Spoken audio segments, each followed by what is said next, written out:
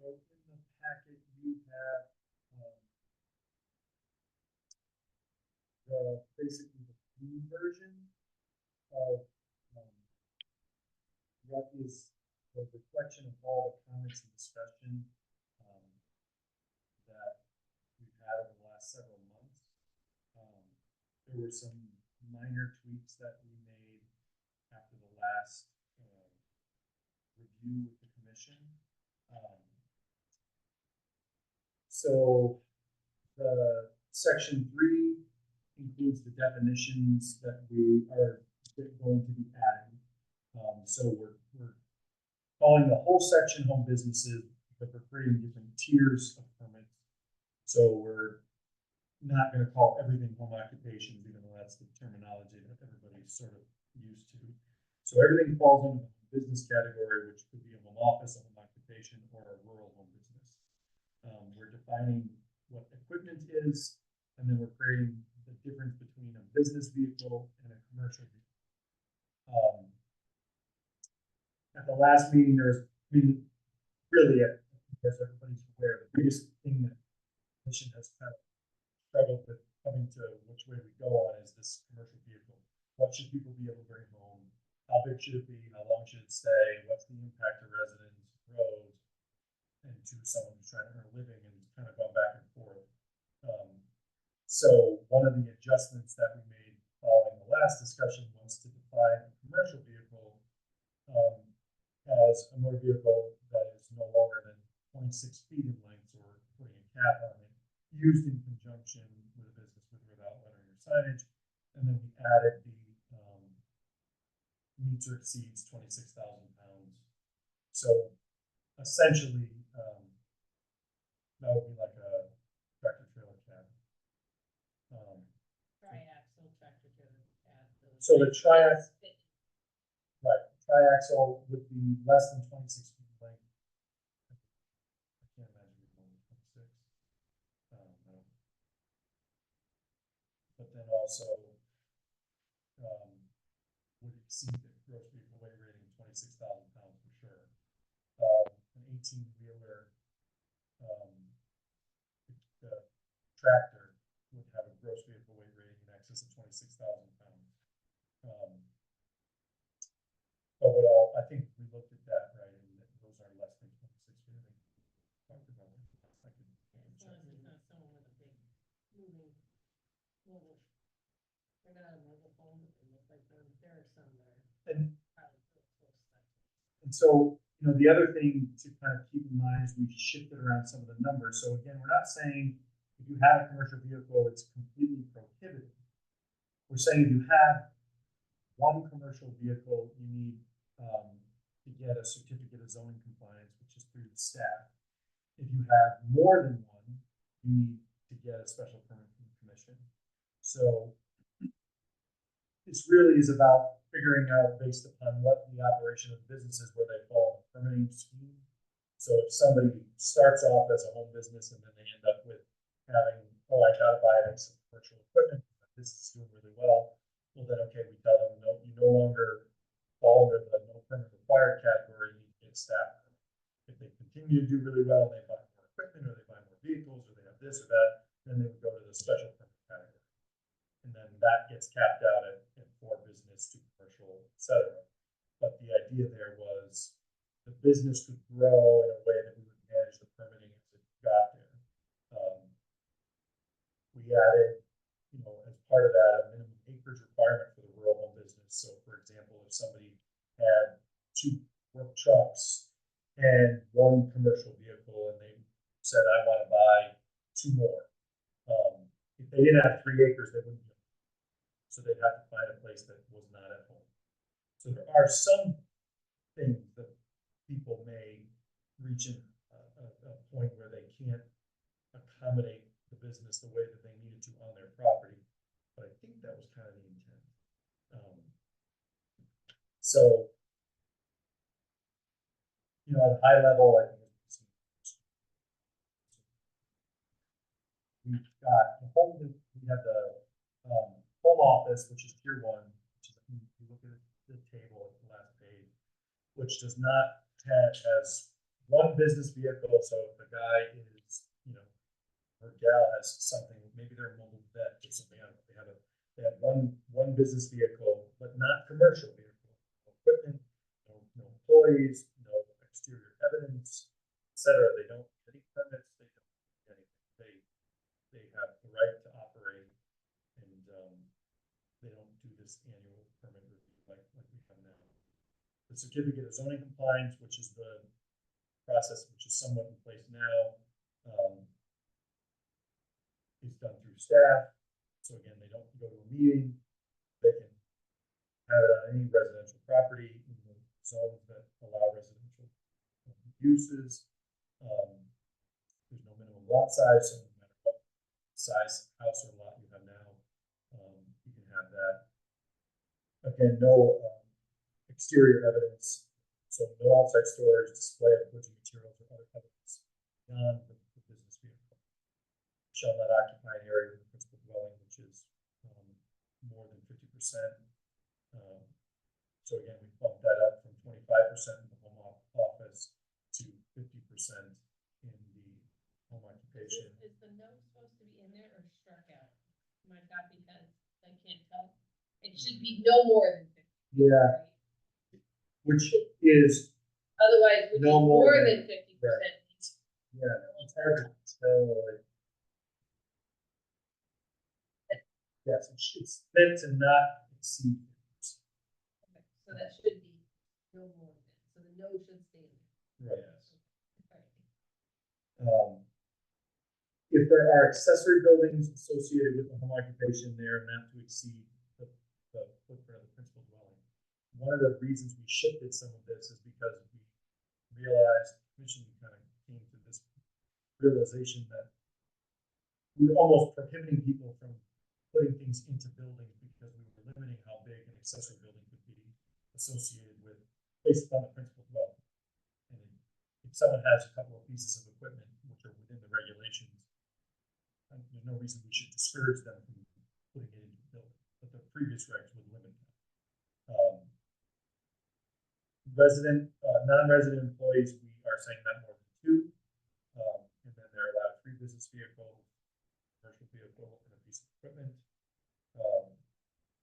The screening for the home occupation will require commercial vehicles and equipment to be stored indoors or visually screened. Okay, I have a question for that if we can at this point.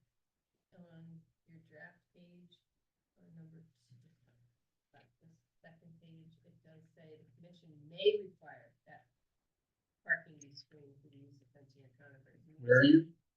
Very top of the second page. The last sentence says may, and this one says you have to. Is that contradicting itself? Any general condition? Number 2, the home occupation clearly secondary.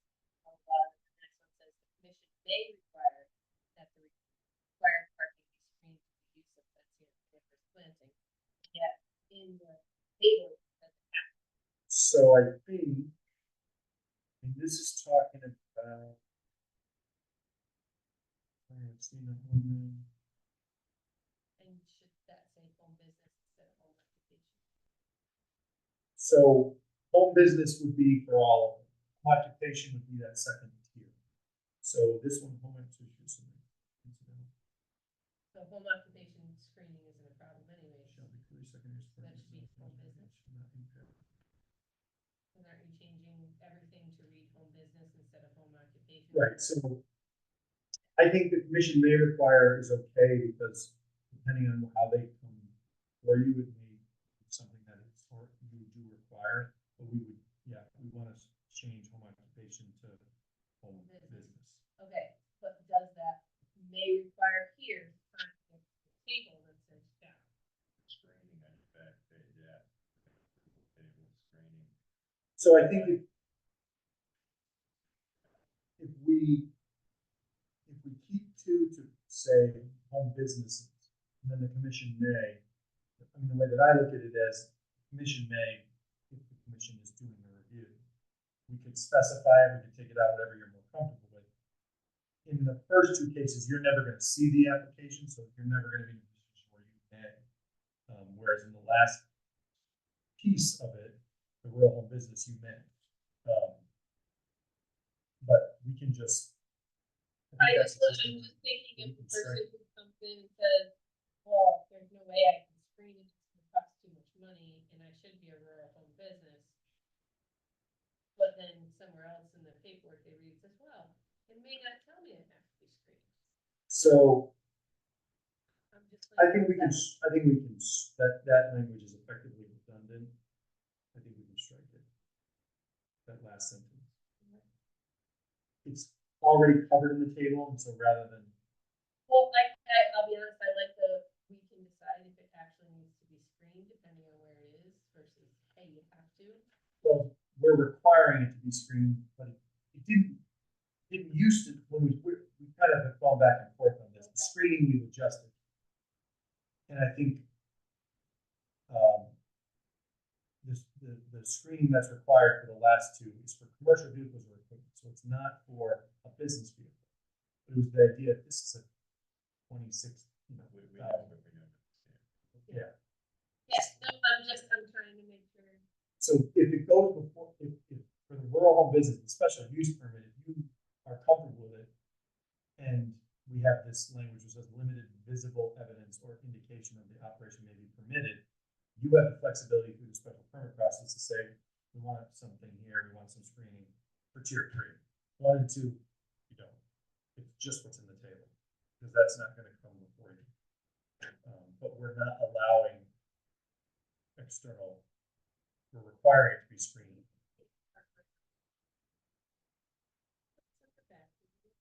And I think that this is going to be one of those cases where we're going to adopt the regulation, we're going to work with it, and we're going to need to tweak it. We're trying to, we're moving the needle quite a ways from where things are. Yeah. React to it. Yeah. Situation. And if there's unpermitted home occupations which have expanded beyond, the scope, they're not going to be grandfathered because they weren't legally existing, and a non-conforming use is not subject to the 3-year protection. So some of those folks may very well end up in front of the commission, and it may be something that we have to modify. But yeah, It's just the country. Okay.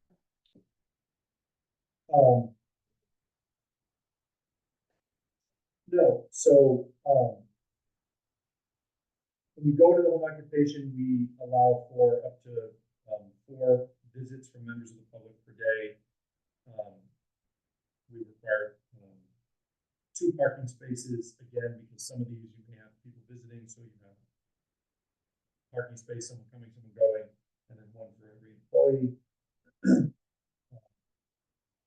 The signage is maintained based upon in the regs.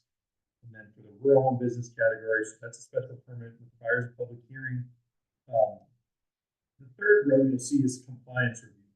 So under the first 2 categories, we're saying as needed. We're not making them come back every year to say, yes, I'm still a home business. No, nothing has changed. Yes, here's my application fee. We're saying as needed, which means if there's an issue with compliance, we'll do a review and determine if there's a concern. Whether it be the commission or staff, we can't revoke the permit. So if I give someone a permit for a home office and they buy 15 commercial vehicles, the only path is through enforcement. So including a compliance review isn't shortcut.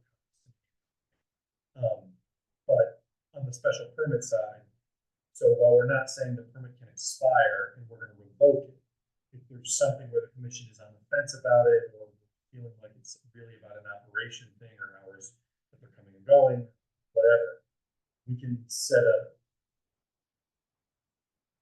an interval for a compliance review, and that can be as much as, again, on an annual basis, or in 3 years we want to do a check to see where things are. So I know it seems the same, but the difference is we're not saying if you don't come back to us in a year, your permit's but we can make them go before the commission and demonstrate to you that they have maintained compliance. And though the path is the same, where we found that you're not in compliance, and so we're going to initiate enforcement.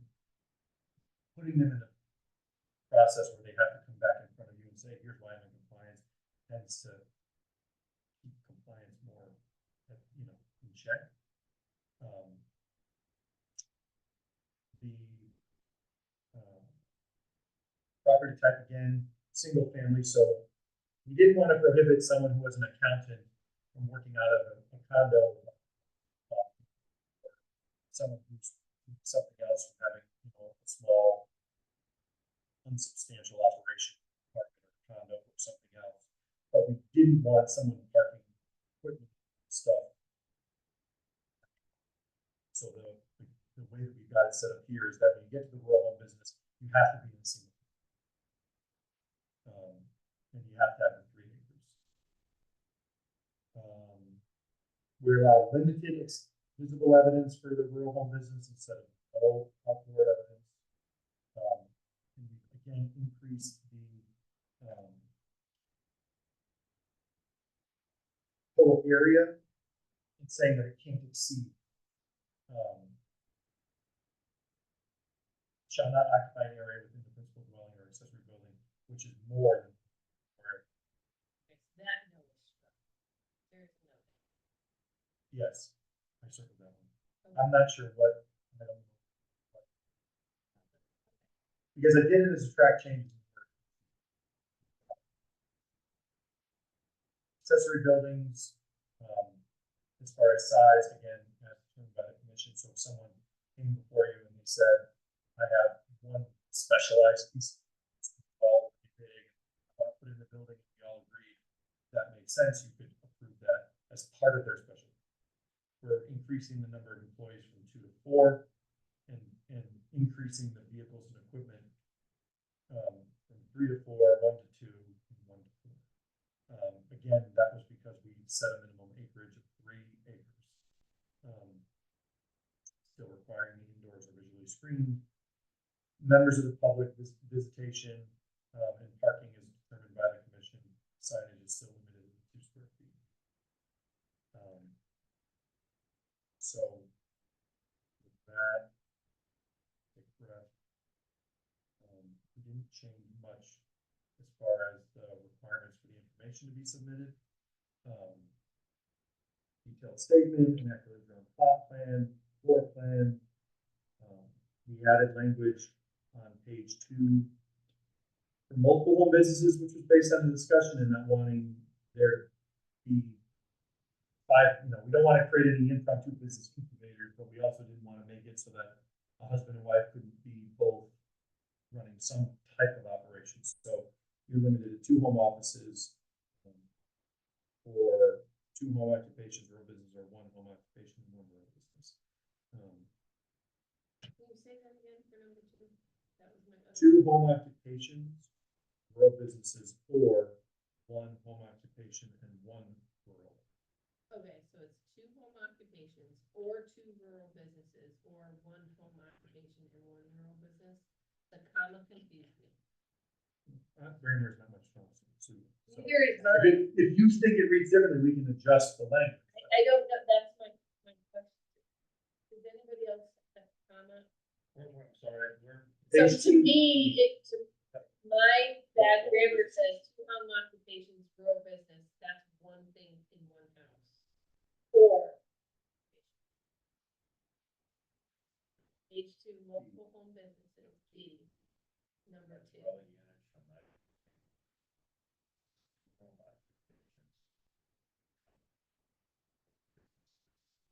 But there's no number, so rural business.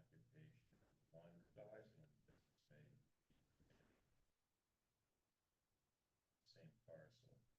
So you think it's just like 2 home occupations, 2 rural businesses? 2 home occupations or 2 rural businesses or 1 home occupation. Well, I think Or.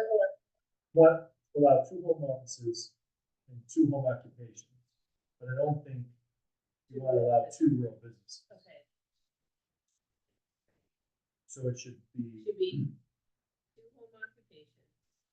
I'm trying to figure out how the wording. I'm thinking of just changing it to say dwelling unit shall not contain Rural, colon. a then just- rural business or 2 home occupations or 1 home occupation.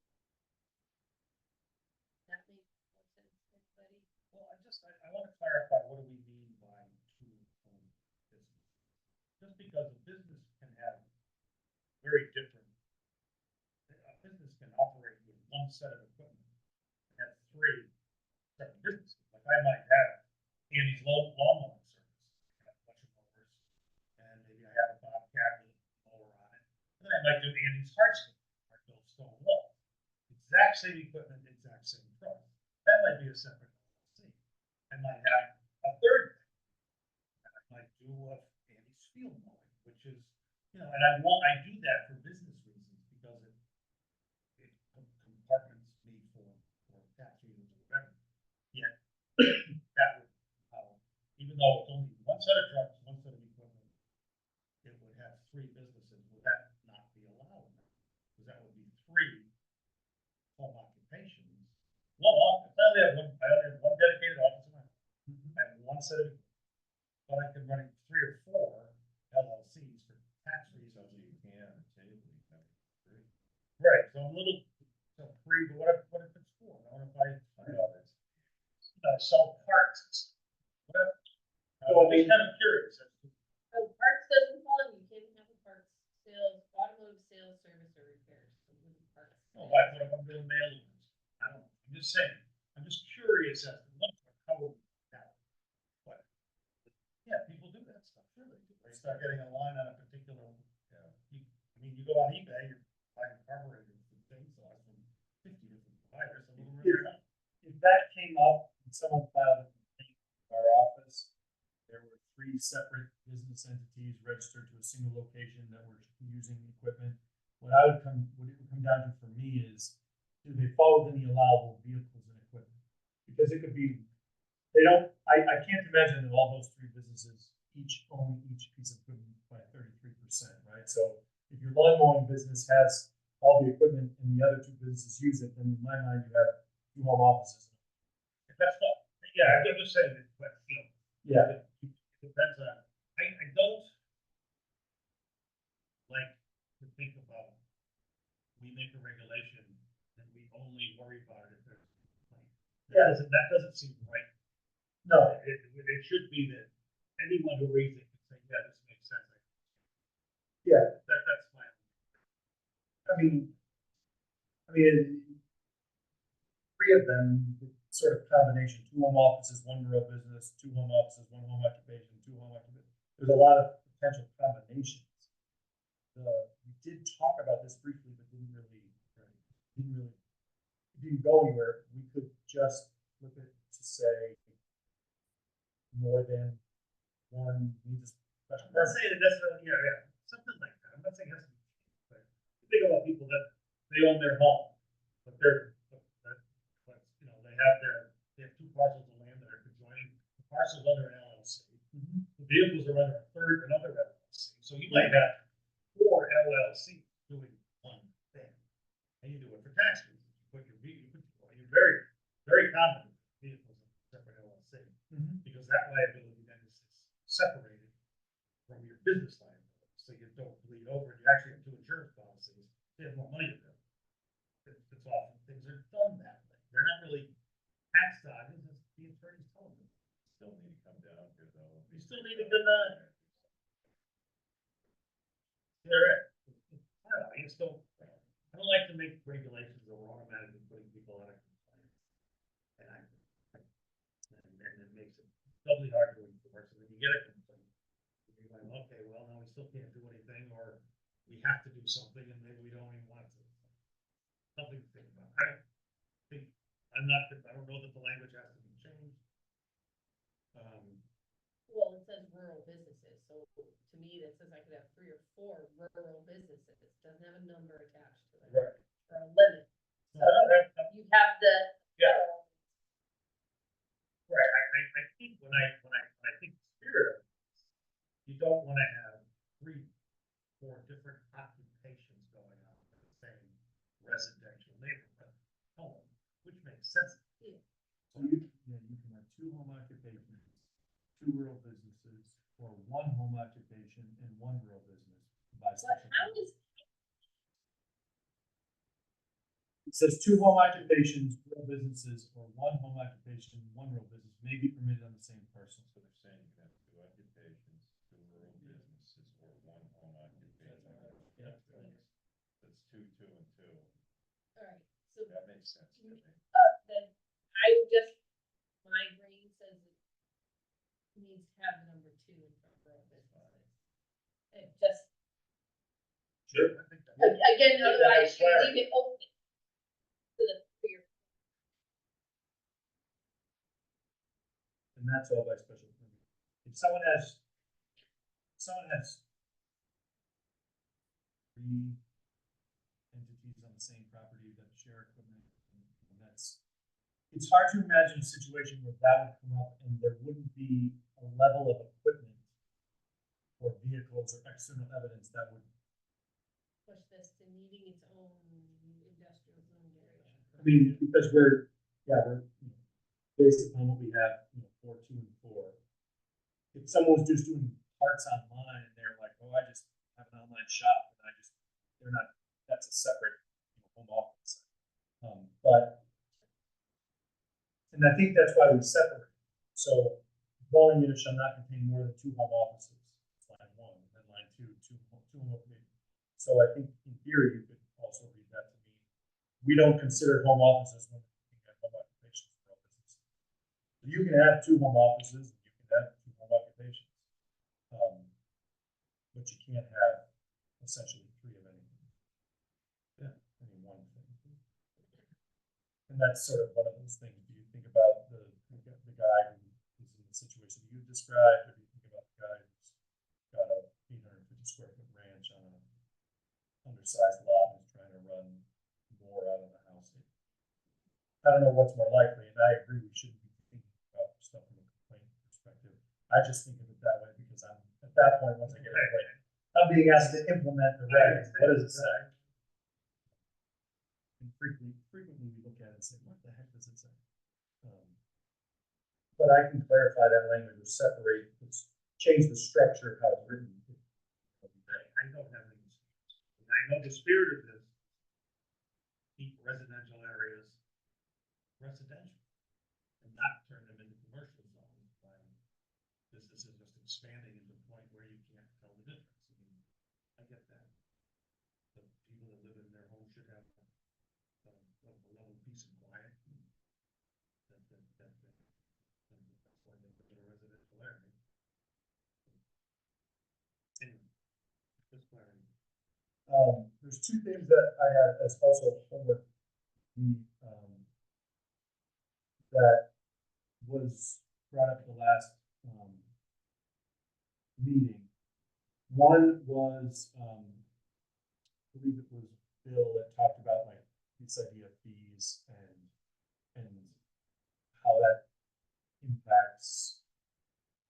Not all these businesses are created equal. So a home business that has a couple of business vehicles and a home occupation, or rural business that has several large heavy vehicles that are going on the downtown roads, and sort of how do you deal with that?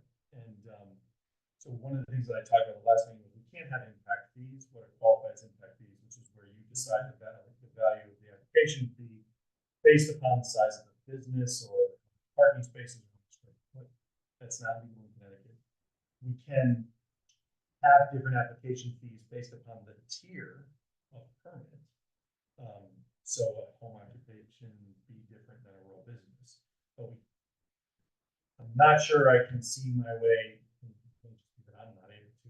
Someone who has 4 pieces of equipment pays $100, and someone that has 1 pays $25. So what's the fee now? It's a good question. Before we proceed, I have a point of order. This is a public hearing. Yes. This sounds exactly like a new business deliberation. Well, That's what I'm saying. I mean, do we close the public hearing and get on with the business? Or does it matter? I Not think, gonna change. Well, that's what I need. Not gonna Yeah, change. right. If you think you might either keep it open, look at a revised piece of language, or wait for other members, or.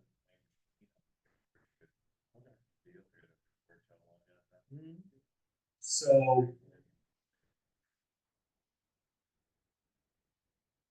special permit home occupation is 110.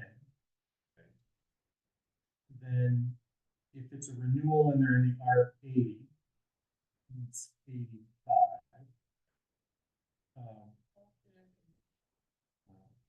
That's a bit of a, yeah. So that would be something we don't have on the tiered system is the renewal. It just says compliance review, but it doesn't say a renewal. So they're just, once they're issued forever. So they come back in for the renewals at lower rate, but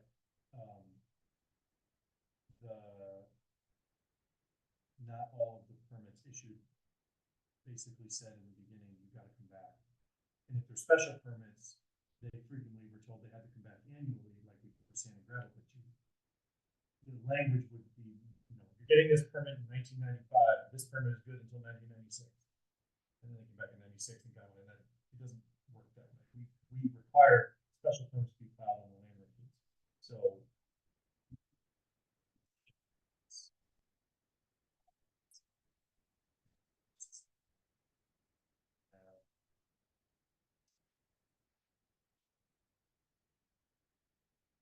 yeah, we have like special permit, so non-residential projects with estimated improvements exceeding $500,000 have an additional $500 application. And then we have, if there's a site plan included, that's an additional $300 application. So a lot of these applications we were charging based upon this crazy, essentially what I'm looking at is would be $800 application for some of these projects. So we basically have gone, there's a $160 fee that's pretty consistent, and then a $3 something, and we assess that consistently for each application type. Because, like we're supposed to, for sand and gravel, be assessing the number of yards. If they do over 50,000 yards, we're supposed to charge $1,000. If they go to 100,000, we're supposed to charge 2,000. That's an impact. So we do need to tweak all this.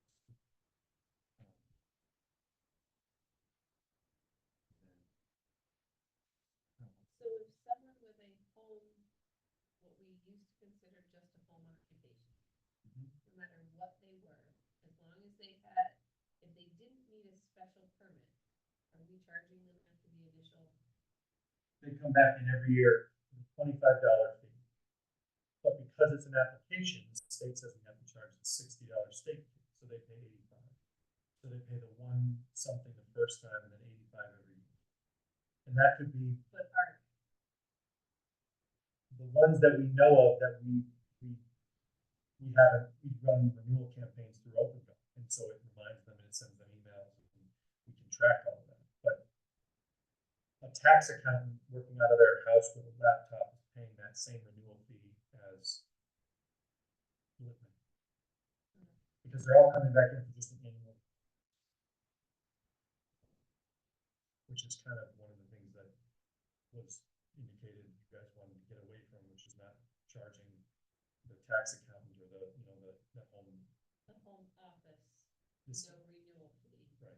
but a home occupation every so many years and a special permit, whatever the commission determines. The home occupation is not, we can look at them at any point for compliance. We're not saying there's some annual pay to play.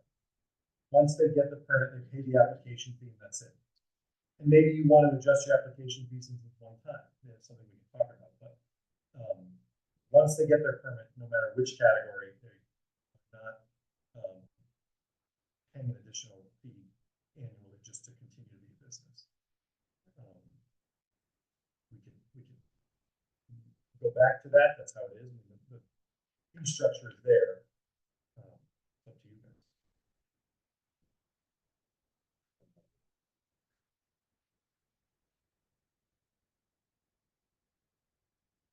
We're charging 25, and then we're giving 60 to the state.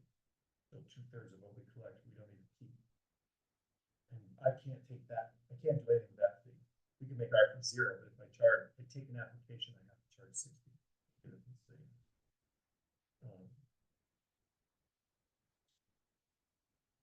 What, you said the businesses that we know about, what if a business is not currently permitted? Haven't bothered to get a permit. So That we, that we make this regulation.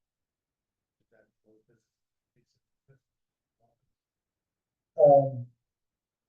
I think that would be something that the commission could talk about after adopting the regulations. What do we want the approach to be for existing businesses? There's going to be certain businesses which have permits which are more restrictive, and they may want to come in because this gives them more flexibility and they can come in one time. We have language which says existing businesses which are permitted will continue to be governed by that permit. Part of that is going to be you have to come in annually. And if they didn't renew or they're not in compliance, they may want to come because this is going to be easier. Do we want to go out and start driving street by street and sending proactive notices you're out of compliance? I don't know. We may want to. Well, we may not. I'm thinking other people will be doing that for us. Yeah, and The people who don't like the business, will be the ones that challenge it. and then we would look at it and say you need a permit, and go through and look and say based upon where you fall, this Some may is not be permanent. and I can't think of a situation where someone has a business that isn't permitted. And had they asked for a permit a month ago, would have been able to get one, but now can't. I'm gonna rattle that around in my head. There may be some things that I'm missing, but you have 5 dump trucks, 5 pieces of equipment in a big commercial building. The current regulations don't really provide for that. And they'd be limited just on the accessory building period. Right. So, But if it's already there. What about active farms that also have a business running out of a farm? Do we speak to that? if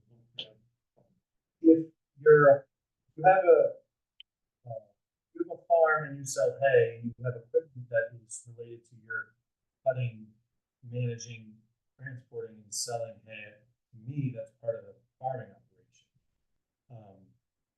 If you have a farm and own 4 bulldozers, maybe not, although maybe you farm dirt, I don't know.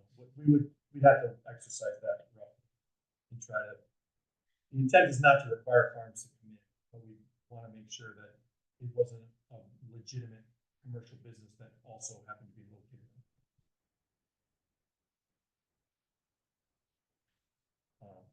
And you know, what's the name?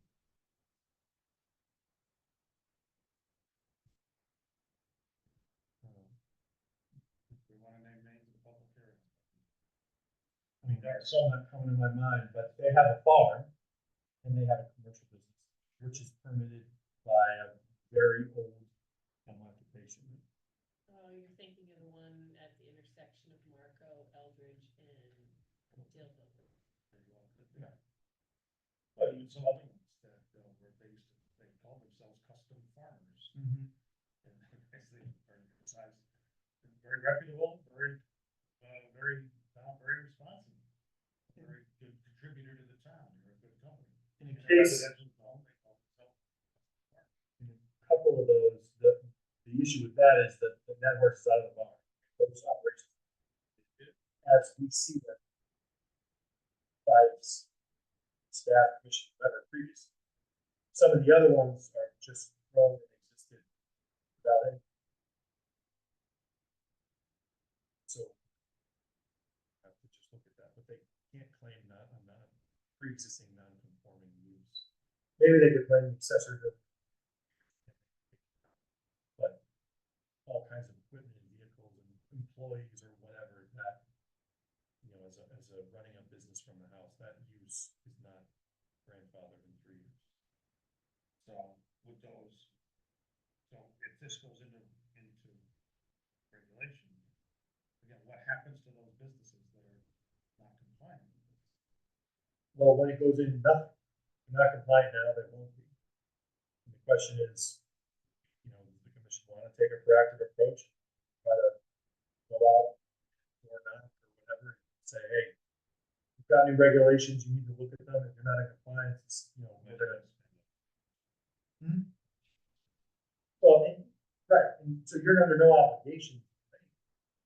Nothing happens, they don't get any protections because they're not conforming. Right. It's already there. I know that, I was just wondering about how the commission speak to them when we get the complaints. And we say, yeah, we know about it. But, I don't know, kind of, If we got a complaint, then we would absolutely do an inspection. That, I mean, our office gets a complaint, we look at it, determine what the issues I are. heard a complaint when I walked in. Whoever just left from Parks and Rec, And then about a place on Eldridge Road. you can submit a complaint, I mean, we require complaints to be in writing, and we would investigate. Say, I gotta. No, That's you say, bad. that's not. So, the thing that I always tell, what I tell people when they have concerns or issues, or they're frustrated by something they see which the town has, you know, in their minds just sort of willfully let go or whatever, is that the one obligation that we do have, we can't be compelled to enforce anything. And we can't be appealed for not enforcing something. An inaction is not a decision which is therefore appealed. However, we have, I believe, the responsibility to create sort of a level playing field of what our expectations are when things come up. But as staff, and certainly commission, but you guys don't do enforcement. As staff, we can absolutely be sued for arbitrary. So we need to make sure that our actions are supported clearly, that we're not arbitrary in our enforcement or interpretation of regulations. And so the way that most towns do it is we demonstrate that we are not being arbitrary because we don't take action unless either the commission has said we want to take a practical approach on enforcement signage, we're going to just do everything, or we receive complaints. If we respond to complaints, then the complaint is what initiates the action, not an arbitrary decision by staff. If there's a health, safety, and welfare concern, and immediate threat to erosion controls, that's the commission. But a lot of people think we sort of hide behind requiring a complaint. And really what it comes down to is wanting to be able to demonstrate that we have a consistent way that we interpreted the regs. And the only way to do that is to show we receive these complaints, this is how we know. They go into the system, they're searchable online, anybody can see them and follow them. I am thinking about it. I'm thinking about, this is endorsed, this goes into effect. People are gonna read the regulations and say, this type of business, they're gonna look at that chart. I can say, all right, well, all these businesses that I'm looking at around town, no other commercial zones are, they're not in compliance. Here's your complaint. There are folks in town that like to do this stuff, and they're going to start naming them. And then somebody's gonna have to defend it. So why is that business allowed to be? And then, what are you gonna say? Say, well, it was allowed for the last 20 years, so it's okay. Well, I point to this, the previously issued approval section, which basically says if they had a previous home occupation permit and they've maintained it in good faith and been determined to be in compliance, then we're not gonna move the goalposts. Then if they submit a complaint, we enforcement.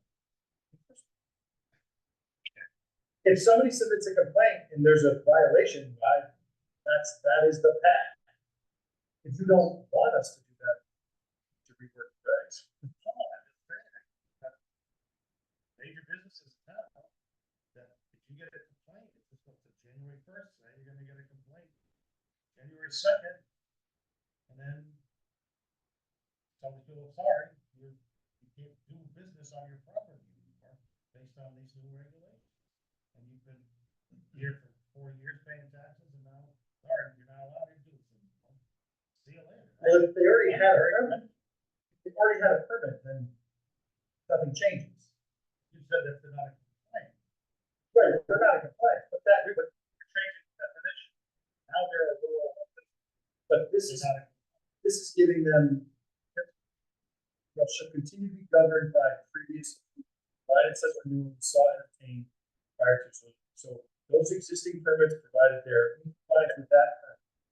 And they're maintained, yes, maintained. yes. Okay. Is that all of a sudden? Right. Your old permit, I think that's what we just did. This Yeah. is for like new. going Yeah, but that's good. That's This is the one that's sitting out there, the way I interpret it, this is the one, someone goes and complains about someone who, about something, and they look at, and Mike looks it up, hey, you don't have a permit for that. Now you need to figure out where you sit until you get. The tricky part would come into play is the fact, this is say you're thinking of the been here for 40 years, maybe they got a permit 20 years ago. That said, you need to come back in. Or maybe the permit 20 years ago gave them approval for 10 pieces of equipment and they have 15 or 20. I can't help them. But the regulations now keep them. So they're in violation now, they'd be in violation. The only difference is, I think the path to approval that we're creating with this, we say, yeah, you've been around 40 years, but 20 years ago, you stopped getting your approvals and staff tried to reach out and you said, screw you. Well, you know, now there's a path forward and you can go forward with that, but if someone let the permit approval for their livelihood lapse 20 years ago, This is someone that's having to do their own due diligence to maintain. And there is a certain level. Yep. And there's people that reach out and say, I'm supposed to have gotten my renewal, you know, my permit this year, I'm wondering why I didn't, I'm wondering what this is. And there's people that have businesses that are very exactly when it comes up, submit their renewal right away. But when that complaint comes in, I mean, you would say, well, this only applies to the permit that they were given below those many years ago. So, yes, you're right, they don't comply with new regulations, they comply with old ones. Right. They have to comply, so that would be your answer. And yeah, and here's the permit, here, Rich, so that they can see, yes. Because that's the same work that we're gonna have. Someone gives us a complaint, I'm gonna have to determine was there a previous approval or not, because that's how I determine where the complaint. So, Have you done, if you're on the EDC too, you talk, with, you aren't you, don't you? I'm not on it, I support them like I support you guys. Have you mentioned this? Yeah, I did. He doesn't like some. Oh, you're these. I brought up actually occupations and businesses and everything, and sent it to the board, talking about how there isn't the space, how this is an issue with planning and zoning, and we're trying to navigate it. Part of the problem is we don't actually have a space to offer, possible. It was actually really receptive by Ernie, with Strategy 5 and Bill Rank and whatnot, and they actually took a little tour up to Palmer to an industrial park to see some smaller areas. And then came back to Willington and started kind of talking about it loosely about what could possibly happen. Sure. And Ernie really was quite interested in that concept because there is quite a number of small businesses here and trying to explore that as an option for these businesses that are growing too big, that maybe there could be some type of centralized industrial park possibly for these businesses to grow too. So that it's not just deeming, well, you can't have it at home, there's nowhere else, so type. So it was pretty receptive. I talked on behalf of everybody from here. It's something that we've been. Okay, that's a discussion. How does that work? How can a town, it must work. How do you do that?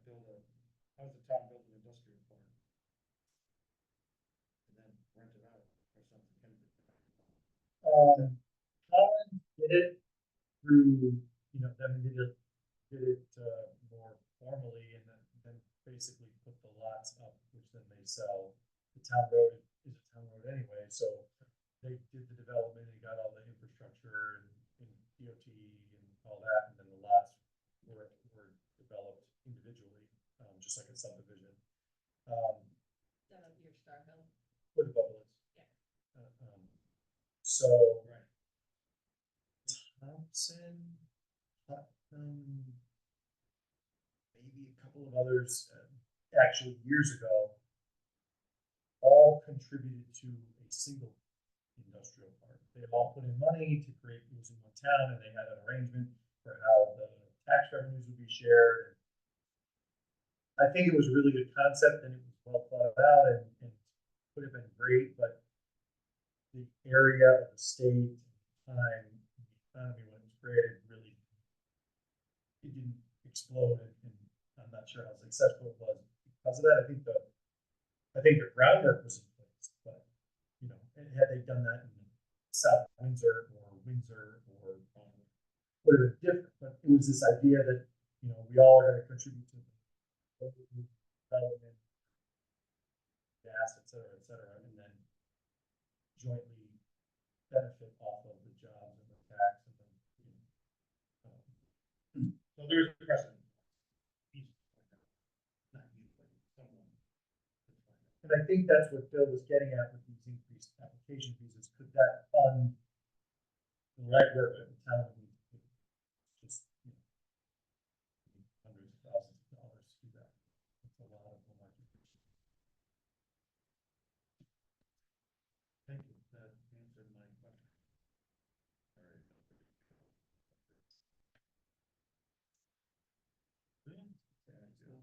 My last question was, oh, no. Have we completely cut out the person that is driving their truck, tractor, trailer home? Guy that drives for US Foods, guy that drives for so-and-so, parking his trailer in the yard on the weekends and driving it home, driving Monday through Friday, whatever, parking it in there. That's no longer, am I hearing, is that what I'm hearing? Is that what I'm reading right? Home occupation, it's a truck park and I know, but if Like he's. the cat truck that they come home to. That is true. That is see. true. What if he's so, if he's driving for a company, but he brings his truck home, right, it's not a home occupation, it's not a problem. What if he's driving a triaxle that is, that's okay.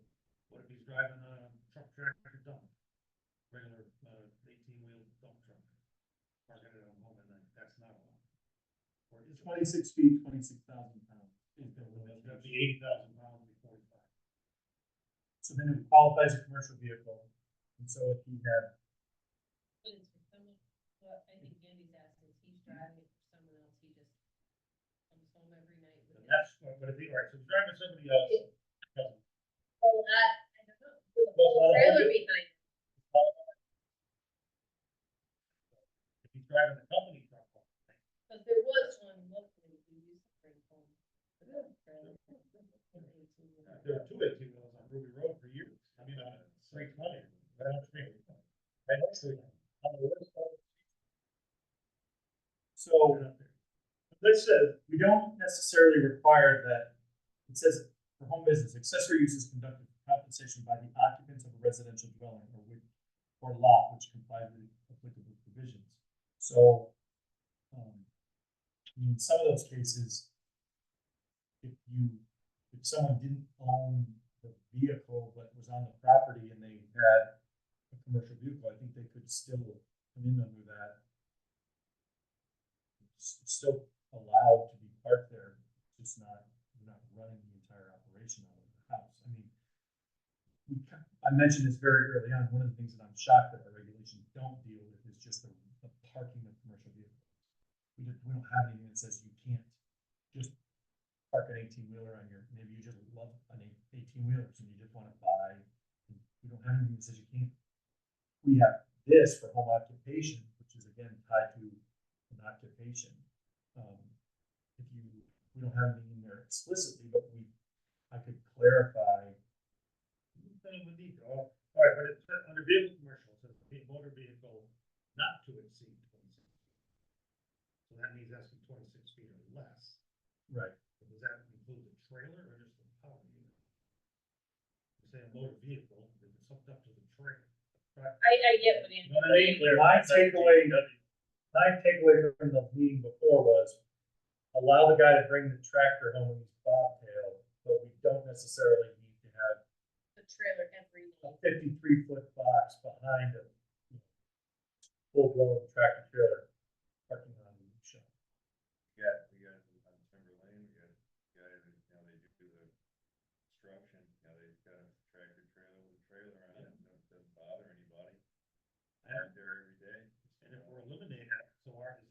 that way. I think you'd be creating Yeah. hardship and Doesn't bother anybody. of saying, hey, the guy can't bring it, but. Right, you might have a flatbed, you might have a lot of different things to have it. Equipment trailer. Yeah. Well, equipment trailer or something like that, you know, It's high, 40-ton trailer. it's not 50. It probably is, Oh. that's the longest, the But longest. they're, Standard tractor trailer size. And not that it matters, because we're limiting it at 26 feet. Right. which sounds like you're just talking about the horse and the trailers. Right. I think that, yeah, are there more properties that are well suited to accommodate 60 plus feet of vehicle or less? I don't know. I know, I don't know, that, to me, that. I don't have a good feeling about that, just because, like you say, of course, I see things differently than you. When I drive by and I see a truck tractor parked there, and I go, huh, okay. Well, yeah, no, it's like, Yes, man. it's gonna be a complaint that's gonna come out right, like, Of course, there's so, gonna be several it's- complaints like the next day. The only thing that I would say is, if we don't allow something and it creates a burden, we can always change the regulations to allow. If we allow something and it turns out we were being a little bit too open-minded, once those things are there, we can't do anything about them. See that? Well, you're also assuming what else. And we get the calls about chickens, about dirt bikes, about, my neighbor has a boat, you know, they don't mow their lawn, so like, we get a lot of the complaints from people who, even just the presence of someone riding a dirt bike in their backyard is very impactful. So, to have that neighbor then bring an 18-wheeler home would be like, yeah, we get a lot of those calls. ATVs, so,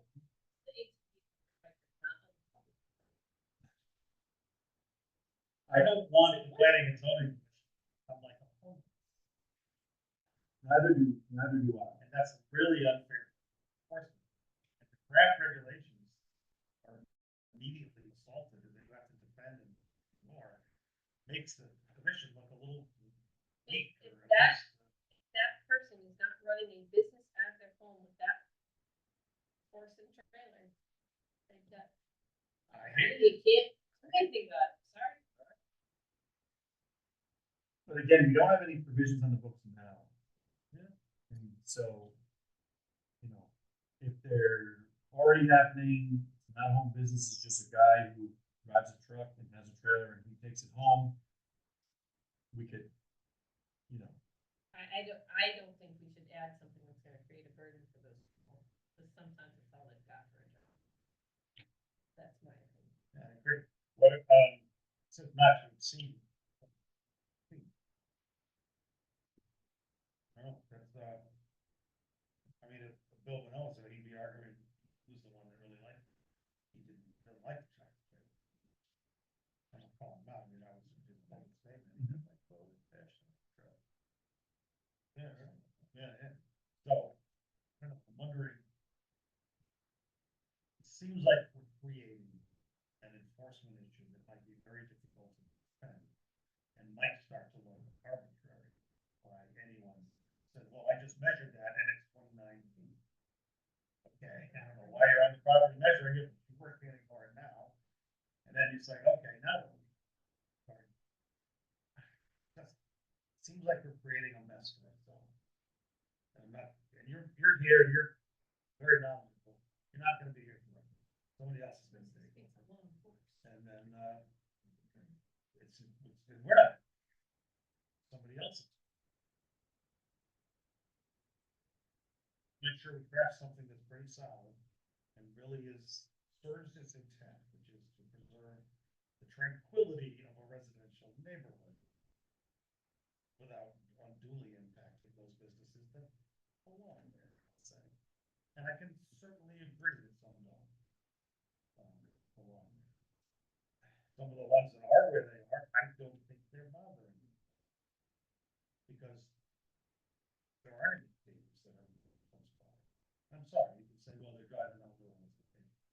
lot of stuff drives down the road. That is, the people don't aren't even from town, whatever, but that's a different discussion. Anyway, that's fine. Thank you. Some of it, I mean, I like the idea that there is some structure.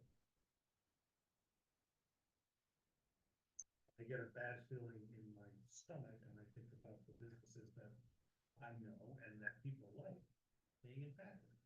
Have we seen anything new here? No. That we haven't talked about? No, No, just. I've been on the same call. I don't have any. Yeah, we don't have anybody wants to weigh in on it, because it seems like we've all been having the same roundtable discussion without any other influence. First of all, we haven't put a notice public. No, I preach the choir. It's disappointing that nobody's here. I don't think it's something that's gonna bother as many people as you might think. I don't think so. No, they're not.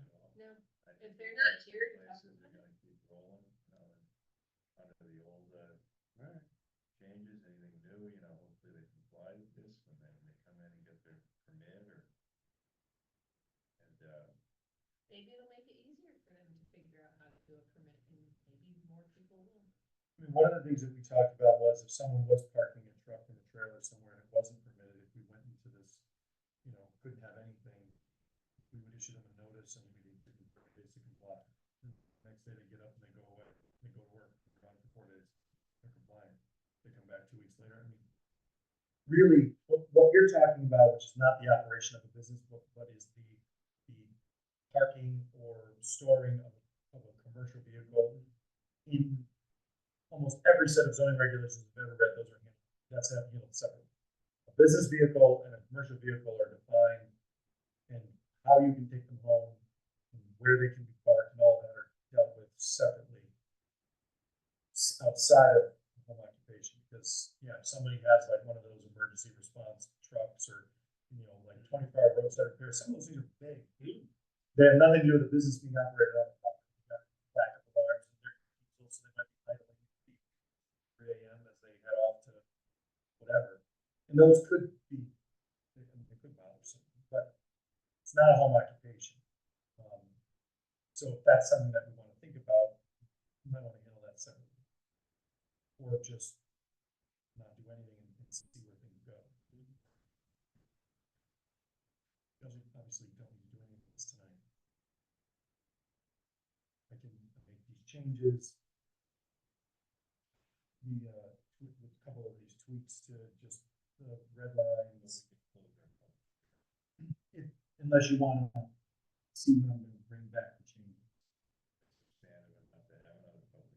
If you keep it open, we wouldn't need to reschedule, but if you kept it open to the next meeting, if you want to tweak anything further. So we just continue it. If you feel like you know exactly what it is and you're good with everything else, you could close it. If you know what all these are, it's up to you. I'd almost feel better leaving it open just to make sure there's no, that it doesn't get more. Just whatever little tweaks, just to make sure they go with what we're thinking. I support that. Based on all the conversation I've been hearing from town people, for whatever reason, they do not feel that they have active participation in this decision, even though we post notices. I know, but out of respect for all the members of This is kind of. this is my summer, it's a rough week, a lot of vacation time, a lot of commission members can't make it. Because it's summer, it's the same for the people in the town. I would vote to continue the public hearing. Give the people the benefit of the doubt that it's difficult to get to Zoom meetings, to get here. And I think we need to give the public every opportunity to participate. Well, there, as long as there is, it's a lot of great, I appreciate all of this time. I've been enjoying all the conversations, and everybody's input's very valuable. But so, the townspeople is too, and it seems kind of, I understand, we're trying hard, there's this new thing coming up, I forget what it's called. I make a motion that we public hearing open until the final draft is completed. We're on agreement with language and wording I and second the punctuation. motion. All in favor? Aye. Okay. I just wanna, this is completely unrelated, but I just wanted to, we have had 603 individual views of the planning and zoning commission meeting recordings in the last 12 months. 600? Now you can't do that many people. 600 people have watched a planning and zoning commission recording in the last 12 months. Can you tell if they're the same people? I can't drill down that, but I How many mean, meetings? 50 people watched your May meeting. 51 people watched your June meeting. That's pretty cool. Really? Yeah, They don't show up on the screen. because they have the ability to consume the information when it's convenient to them. So they watch it after. They don't watch it live. No. As soon as we're done, all these meetings, I post them all into YouTube. So you have 68 video meetings on YouTube, just the planning and zoning commission alone, and we average between 20 and 80 views. Excellent. Okay, so they're not watching it while we're doing it, but they're watching that. And you can tell, so on YouTube, you can scrub through the, it does like the closed caption, so you can see. And so like they can go to the portion that they're interested in. So some of them watch it 13 minutes, watch it 14 minutes, and they're gonna go and look at the sections that they're interested in. Sure. There's about 200 people that are subscribed to the town's channel, which means they're getting all the content we're posting as soon as it goes up. How do you do? Oh, no, I'll ask you Go later. right on, just through YouTube. But, yeah, I mean, it's, so I don't know if that does anything for what you were thinking about, but, Actually, it does. Thank you for that. some people are looking. That's good. All right, so the public hearing is kept open until the next meeting. Business. Night. Right. Item D, approval of minutes for July 16th, 2024. Sent them out, but let's see, I didn't hear. Where are they? Two different copies, right? Oh, okay, I got a copy. You want me to, I can, print them and you can go through the rest of the stuff and come back to it? Or you want to just table it?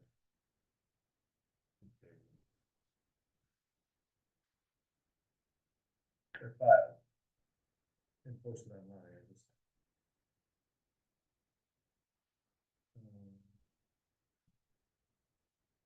All right, item H, correspondence, 1/2024, and affecting municipalities. So I just, thought you may find some of this interesting. There's a couple of things that are pertinent. There's economic development. You look on the second page, it gives you a table of contents. There were some changes to blight penalties, which obviously don't apply here. Zoning violation fines now can be placed as a lien on a property where previously you couldn't, so What are we talking about? the acts affect. Oh, yeah. Yep. So there, not a heck of a lot in the planning and zoning realm. There was a law that was passed, I have no idea why, but battery charge security fences are exempt from zoning. So if somebody wanted to put up a 10-foot fence and have it charged, electrified, I don't know, in another community, actually, there was a Penske site that I was doing a review, and there were some issues because the fence was too tall, and they were trying to do this double fence, that was electrified, and all these other things they were looking at, and then they said, oh, actually, this law just got passed, so we don't need zoning approval. Basically, battery charge security fencing. But if I plug my security fencing into an outlet, it's not okay. I don't know the specifics of that, but yeah, there was. Everybody's fence that you keep animals in, perfectly battery charged. Yeah, I mean, like I said, this was for like a 10-foot electrified fence that was being surrounding a fence with batteries. I just thought they were keeping buffalo. So there was a law that allows for the conversion of vacant nursing homes to multifamily as of right. Doesn't apply to us.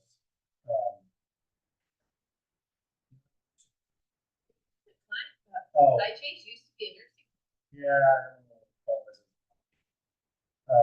Design review process, which are language which allows for, or provides for study of the design review process, finding that certain design review basically hamstring projects and really significantly increase the cost, so they're gonna be looking at that. There is a new law which allows, if the town adopts regulations, middle housing developments as of right, like small scale. If every middle housing ad allows you to that as credit against the S30 application for affordable housing if you wanted to get a moratorium. Again, not something that's usually applicable here. There's new reporting requirements for residential building permits. There's a language which allows towns to expressly adopt an ordinance regulating short-term rentals. Some stuff on solar.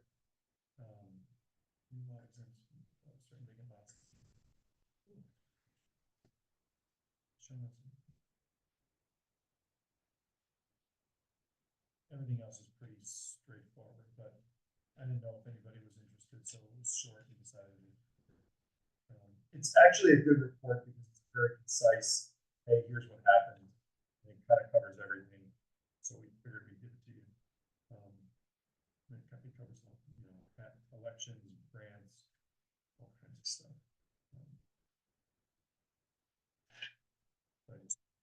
Nothing that really need to like do something with or will be informed by it right now for what we're working on, but I just wanted to.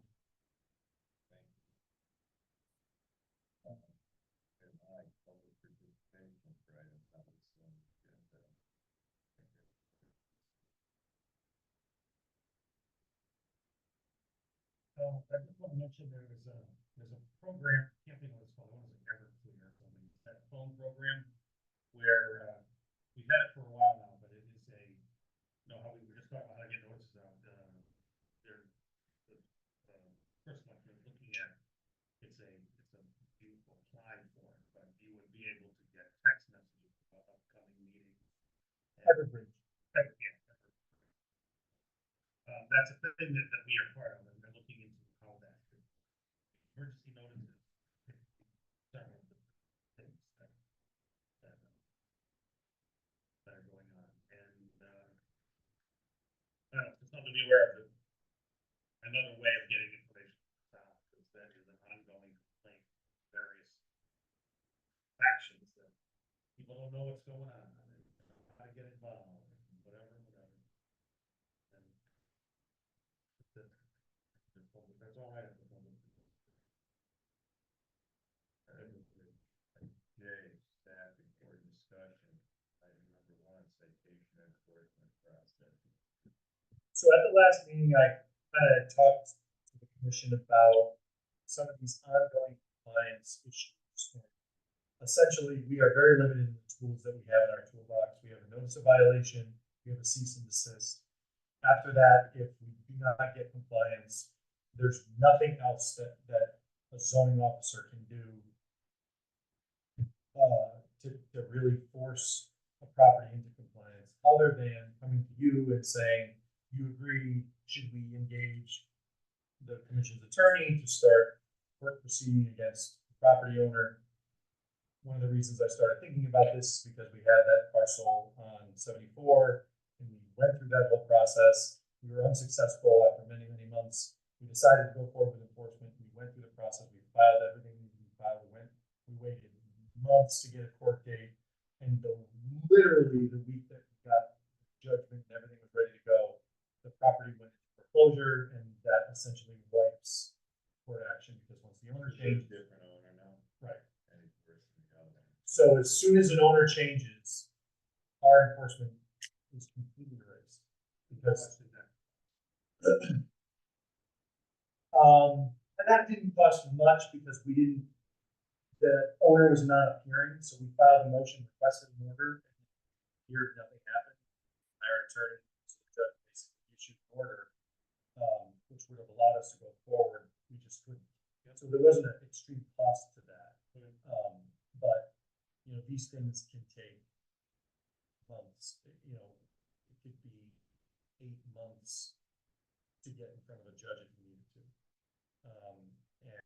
And, you know, oh, the attorney's not available, let's request a continuance of these things will drag on and on and on.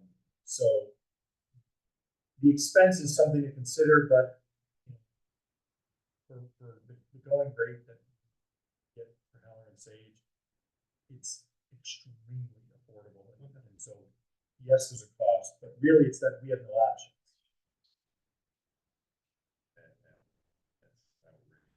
Yeah. So, which is kind of what led me to bringing it up at the last meeting, which is we have another option. It's just not on the books here, but we can, which is called a citation. And essentially, I've simplified it because I didn't want to go too far down the rabbit hole. But towns adopt a citation ordinance for violations of zoning and or wetlands. You would issue a fine to the property owner, which they would have the opportunity to contest. You know, the town would appoint a citation hearing officer, someone will volunteer. A lot of towns would go to like a former mayor or someone that was a former selectman or someone that was involved in town government, understands how it all works together, but wasn't like involved in the property. They would hear the case and they would affirm the fine or not. But what it does is it basically allows for a fine to be issued and then rescinded if they come into compliance. But in certain circumstances, those fines could be issued and could compound. And if you get to a point where, let's say it's gone on 2 months, we should have a letter that says, you know, failure to pay, this is what you currently owe. And then they come right into compliance. Again, it can be reduced. But if not, you can actively try to go and collect it. And it gives you significant negotiating power over the person that's in violation. And this isn't meant to be equipping staff with a big hammer that we can pull out every time someone files a complaint. It's meant when you have a situation where it wouldn't be prudent to go to court, the time frames don't seem to make sense, and compliance has been something that has just sort of been ignored. The other benefit is that, let's say the violation proves once a month, and it's affirmed, and it's sitting there, and they send them a letter and say, you owe $5,000. Oh my gosh, I need to take care of this. And they do. You don't actually get to affirm the judgment until you go to court and say, you got this thing is non-violation, et cetera, and you get it entered as a judgment. But you have control over how long you take. So you can actually wait 12 months to do that. So what that means is if I take this property that we're all thinking about, I issue them a citation and I say, if you don't bring it into compliance, this fine will accrue daily. And I follow 30 days later and I say, FYI, you're now at $5,000. And he brings it into compliance, but we're not sure he's going to stay in compliance. I could sit with that lien for up to 12 months. And if let's say he moves them all to another piece of property, we said, great, you're in compliance, and a month later he brings them all back. Well, now I'm right back with that lien, and I can immediately go to court and say, we want this to be entered as a judgment. So you can kind of use that to maintain compliance for a period of up to 12 months. There's 2 things that are in front of you. One sort of outlines at a very high level, with not a lot of nuance, the violation process, which shows what it goes through and what are options. Violation reported, that's by staff. Or if it's only by the ZE. Reported to us. Yeah. Even in the ZE goes out, it doesn't see that violation. Then it stops. Yep. And is the reporting person notified saying he found nothing? typically, yeah. If we do find there to be a violation, then we issue notice of violation. From there, we issue the notice, they either come into compliance, we're done. They say this permit or this notice was issued incorrectly, and it's an error, and staff is targeting me, appeal to the ZBA. Or we issue the notice, there isn't compliance, and then we go to the next step. If there was a citation, we could go to the citation route or a cease and desist. And then again, cease and desist is compliance or referral to town attorney, and then our actions stop. If not, on the citation route, we would go no compliance, the issuance of citation fines, and actually could, subsequent to that, also issue cease and desist if we needed to go that route. But it just adds a sort of a third branch, and could be also could apply to wetland. So if you had someone that wasn't complying with the order, and then the second workflow that I gave you is sort of the very high level process of the citation. You issue the citation, we're required to notify lien holders, anybody that has a mortgage on the property, etc. We're letting them know, hey, the property is not in compliance with the zoning regulations, we're going to be issuing a fine. And the reason they need to know that is because if we issue a fine and it gets put on as a lien, they want to know that because their asset. And a lot of times,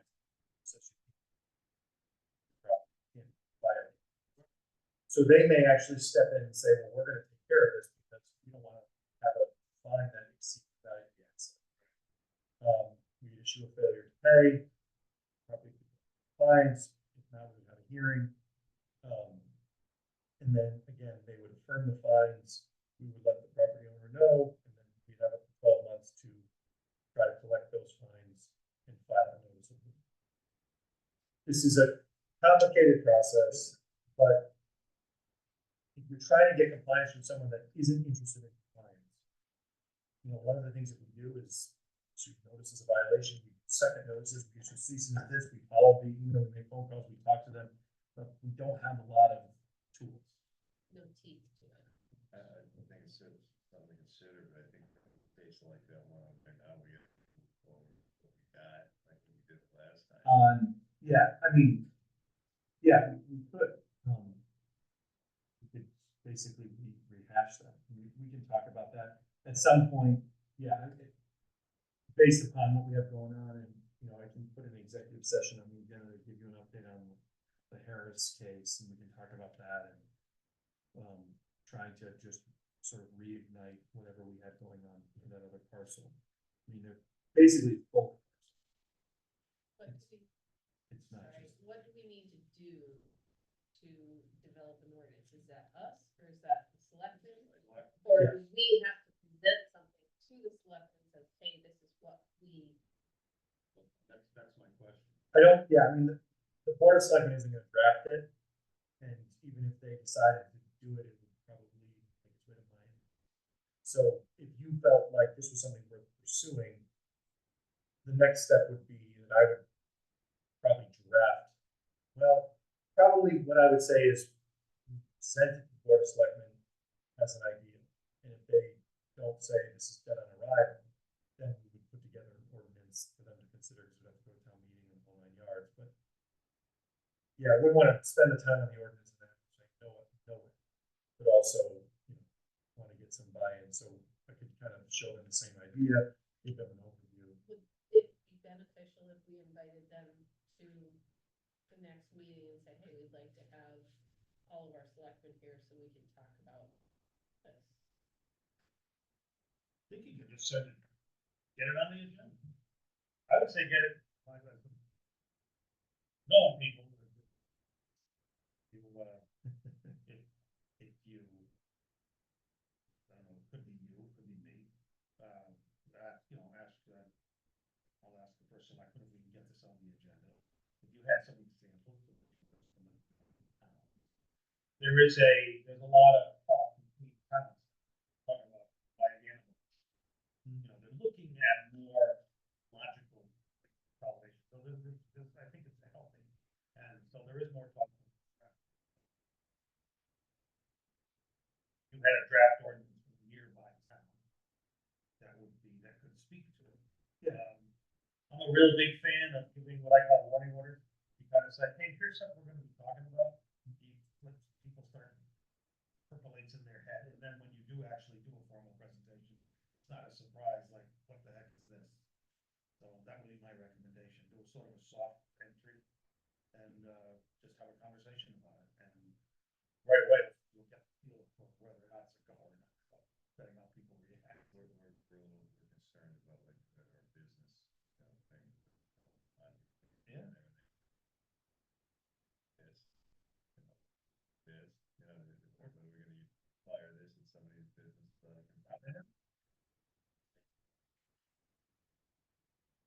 I don't know how, yeah, I don't know. What bothers the people it bothers, and what bothers the greater town, I don't really know how people feel about some of these things that we see here. I mean, certainly a lot of people complain about this. This would be an ordinance that would be, town ordinance would not be executed by this department. Right, we would have, You would provide the data, yes, to the ordinance. we would do the administration of the ordinance. Because this would become part of the. Interesting. What do you think? Is there something we should get on the agenda or not? Well, you're saying no, I'm not, you're not a fan. I am, based on everything I've seen, people I've talked to complain about specific light businesses and knowing. This isn't a blight ordinance. It's different. The other thing that I guess I could have clarified. Yeah, this isn't meant to put more people out of compliance, but Blight ordinance. And you gotta look out how you enforce it. You go after this guy over here and ignore the other ones. Just as bad, if not worse, I guess you could say it's a commercial property being out of compliance. That's a clear violation of our current zoning regulations. Right, but there's no way. Yeah, we have to turn back around and do the whole thing over again. Yeah. And just because of the, it got foreclosed on and a different owner, that, okay, it happens, sorry. I can see the citation process though, shortening this whole violation enforcement, like, so it's not taking however long the last. And actually being less expensive for the town saying, hey, you owe money. Do you either do it or we push to the next step?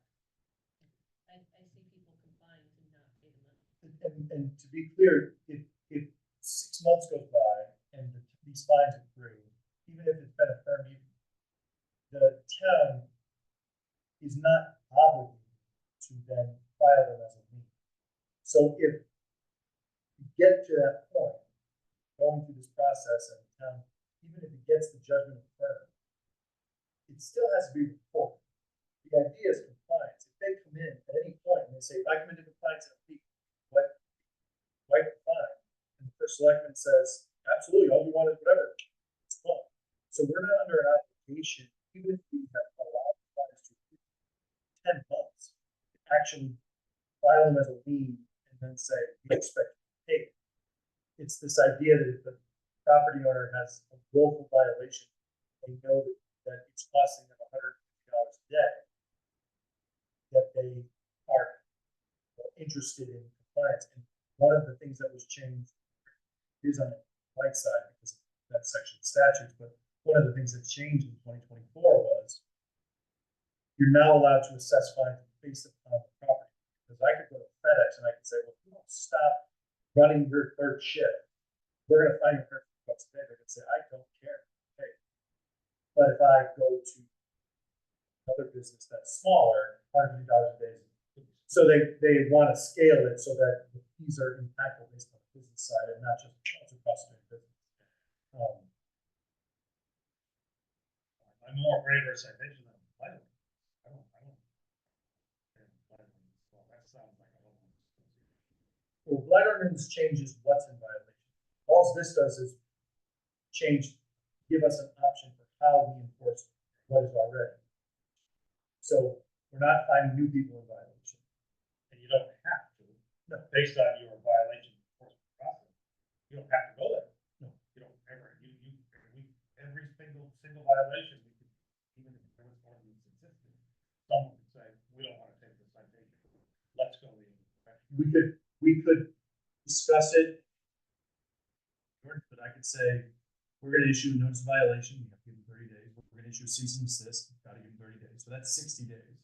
So if we're 60 days of no compliance, we could come up with a process where I present it to you.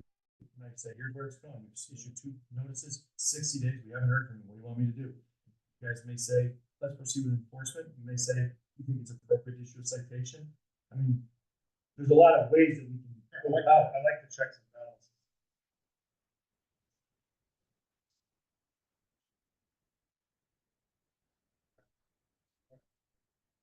I think it's worth talking about, you know?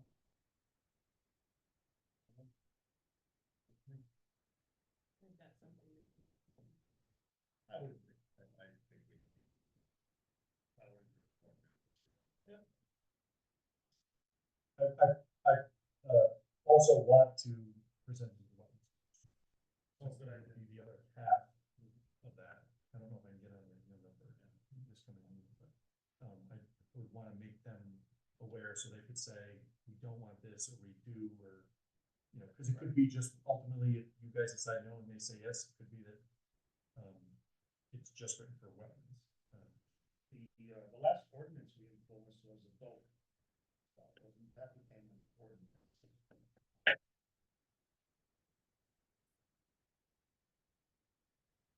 Sure. Most people are adopting. There's a couple of ordinances which aren't actually on the books. Okay. Driveway ordinance, don't actually have one. Maybe it's don't have it. Okay. Well, I guess we recommended it being enforced. Yeah. We're not an action. I don't even know what our ordinances are. It seems like a guy like me should know. We're working on that. We actually just got the draft codification back from General Code for Ordinances and Regulations. So there's 178 items that were identified as questions or things that they flagged. Probably more than 2/3 of that are zoning regulations. So In the town. here, yeah. Is one of us we're fixing right now? Some of it, but some of it's minor stuff. I haven't gotten to roll, we just got it, but at some point we'll be going through that and I'll be presenting to you what it is, but all the inconsistencies, missing ordinances, you know, that's all coming. The next thing on here is strategic plan status update, so I just wanted to bring you up to speed. So the EDC, as Mike mentioned, through the consultants, economic development strategic plan is hosting an open house September. Same day as the. It's not the market. It's the seventh. Saturday the 7th. From 1 to 4. I don't know when the flea market. All day. Or at the same time. 8 to 30. Yeah. It is close, right? This is Adam Town. People that close to go to the library and just stop in and see. Some people That are are in in the the library. Yeah. I mean, that's kind of this idea that there's enough engagement locally that maybe there's enough talk that some people just kind of migrate over. Transpiring. So that's happening. There's going to be basically 10 topic focus areas, which are going to be, you know, sort of distributed in the library. People are going to go. Tables will be moderated, or there's going to be someone who's sort of engaging with people as they go to these tables. Some commission members, but also there's some UConn volunteers. That, You referenced the plan of conservation and development from the EDC. We do to a degree. It's still Kind kind of. well, the strategic plan is not written yet. Ernie has read the piece. Yeah. I don't know to what degree he's going to, but we've talked a lot about making sure that it's consistent. That there's consistency between We wouldn't want the strategic plan to say, you should build a 1.2 million square foot warehouse on River Road, right? We want, so we've given him all of that.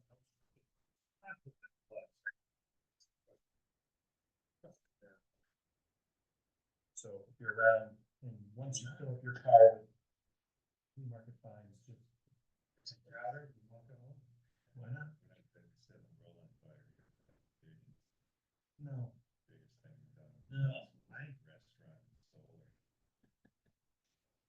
It's, I mean, honestly, it's everywhere. Collins, not really much. Mansfield's had a few things, but a lot of the projects that they've approved are not actually going, wheels up. Ashford, Bolton. Nothing. It's just, it's this sort of in this weird. So it's just, I mean, where things are right now. That's all I got.